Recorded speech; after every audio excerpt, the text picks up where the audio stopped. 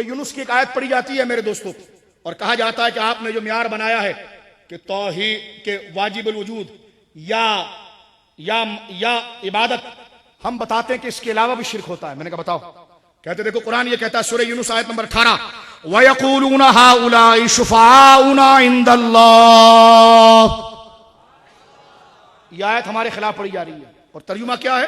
کافر یہ کہتے تھے کہ ہمارے بت ہمارے شفیع اور وسیلہ ہیں. کہا دیکھو تم نے عبادت کہا تھا، اس آیت میں عبادت نہیں ہے، صرف شفیع ہے.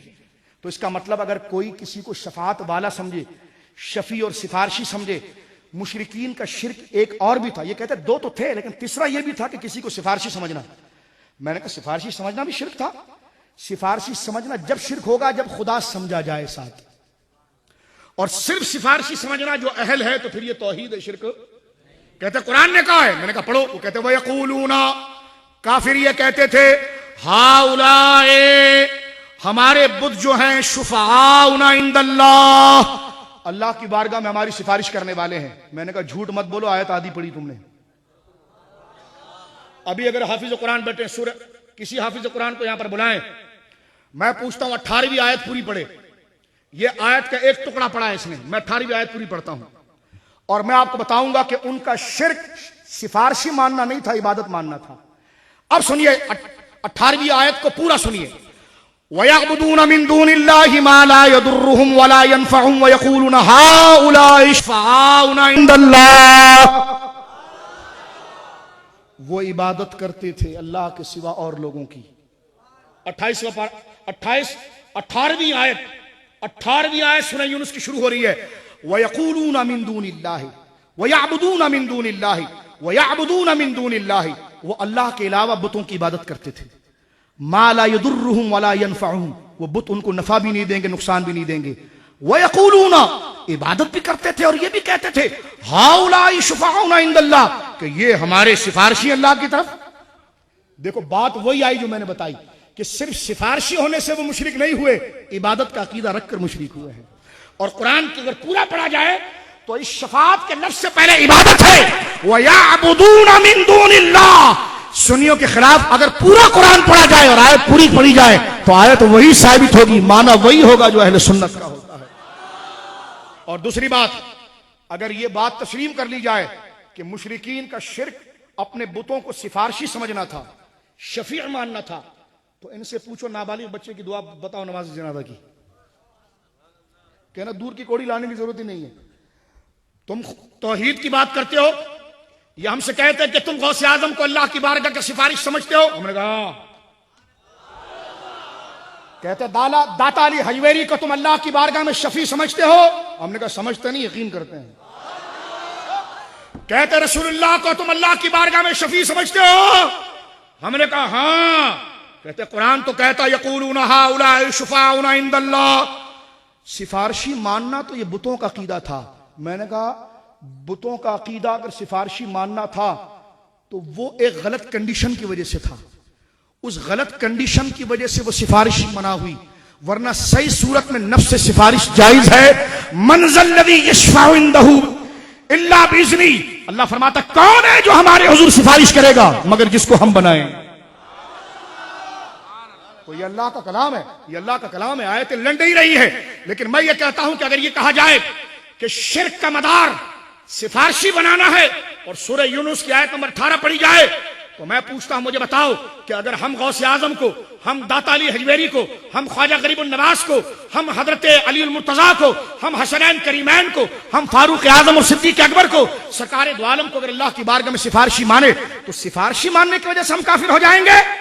تو پھر بتا ایک عام سی بات، تو جو تم لوگوں کو لے جاتے ہو دعائیں سکھاتے ہو، تو نماز جنازہ جو نابالغ بچے کا اس کی دعا کیا ہے؟ تو سوچنے لگا، میں نے کہا آخری جملہ بتا دے. تو میت پڑی ہے بچے کی اور سامنے ہاتھ باندھ کر ساری مولوی سمیت سب پڑھتے ہیں شافعا و مشفعا. یہ جملہ ادھر ہے کہ یہاں پر ہے شفعانا، وہاں پہ شافعا و مشفعا. شفعا مادہ اشتقاق ایک ہی ہے. نابالغ بچے کے جنازے میں دعا پڑھی جاتی ہے یا اللہ اسے ہمارا سفارشی بنا.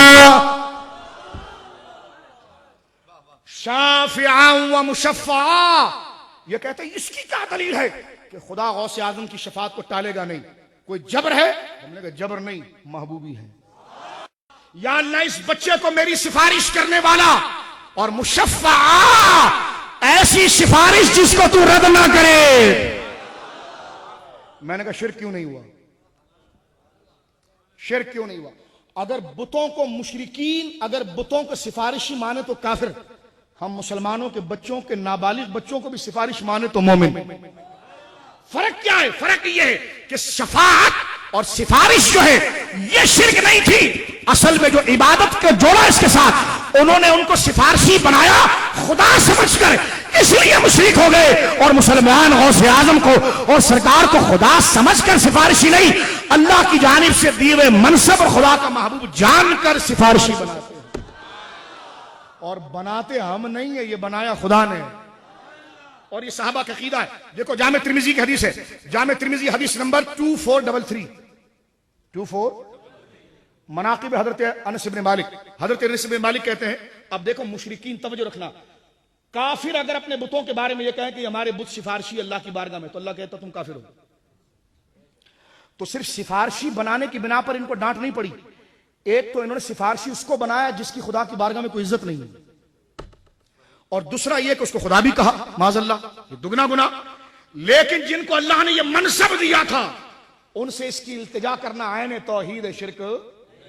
اب دیکھیں حضرت انس بن مالک صحابی رسول ہیں، وہ کہتے ہیں میں حضور کے دربار میں آیا، سألت عن النبی، میں نے حضور سے سوال کیا اور حضور سے کہا ان یشفع لی یوم القیامہ، حضور میری سفارش کریں گے قیامت کے دن آپ؟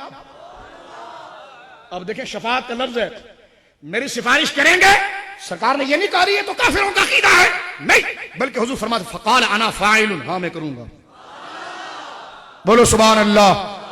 سنیے حضرت انس بن مالک کہتا ہے میں نے حضور سے کہا ان یشفع لی، صحابہ کا عقیدہ حضور میری شفاعت کریں گے آپ، میری سفارش کریں گے آپ؟ کہ یا رسول اللہ کیا میں آپ اللہ کی بارگاہ میں میری سفارشی بنیں گے؟ آقا نے فرمایا انا فاعل، ہاں میں بنوں گا. کہنے لگے حضور آگے آگے پوچھتے ہیں آئینہ طلبو کا، بھائی بات ختم ہو گئی نا کہ سفارشی بنوں گا، پھر کہتے ہیں میدان محشر تو بہت بڑا ہوگا، کہاں ڈھونڈوں گا آپ کو؟ کافر اگر اللہ کے قریب ہونے کے لیے بتوں کو ڈھونڈیں تو کافر، اور صحابہ اگر میدان محشر میں نمازی کلمہ گو ہونے کے باوجود سرکار کو ڈھونڈے تو موحد. فرق دیکھ رہے ہیں آپ؟ سرکار نے یہ نہیں کہا مجھے ڈھونڈ کر کیا کرے گا، نماز نہیں پڑھی، کلمہ نہیں پڑھا، بلکہ حضور ڈائریکٹ کہتے ہیں اندل میزان، گھبرانا نہیں، میزان پر آ جانا. صحابی بھی دیکھیے کیسے عاشق ہیں، کہتے ہیں حضور ولم القاکا اندل میزان، حضور اگر میں آپ سے ملاقات نہ کر سکا، اتنی بھیڑ ہوگی میزان پر، تو سرکار فرماتے اندل حوض، حوض پر آ جانا. تو تسلی کون دے رہا ہے؟ میرے آقا. تسلی کون دے رہا ہے؟ اور حضرت انس بن مالک آپ پر قربان جاؤں، آپ نے پوچھ کے ساری امت کا مسئلہ حل کر دیا.